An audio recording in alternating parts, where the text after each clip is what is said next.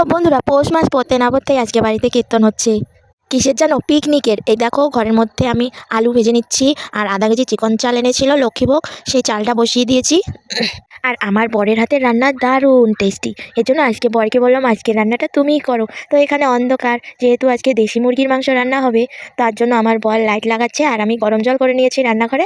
মুরগির মাংসটা ধুয়ে নিচ্ছি। দেশি মুরগির মাংস আমাদের রান্নাঘরে ঢোকাতে দেয় না আমার শাশুড়ি মা, তো গরম জলটা রান্নাঘরে করেছি। আর ভাতটা আর করেছি আলু ভাজা, পাঁপড় ভাজা, এগুলো রান্নাঘরেই হবে। আর মাংসটা বাইরে দেখো একের পর এক মাংসটা চাপিয়ে দিচ্ছে। আমার বর যেহেতু কালকে কাজে চলে যাবে, এর জন্য বাবা বললো যে আজকে দেশি মুরগির মাংস নিয়ে আসতে বল জামাইকে, তো আজকে খাওয়া দাওয়া করে কালকে চলে যাবে।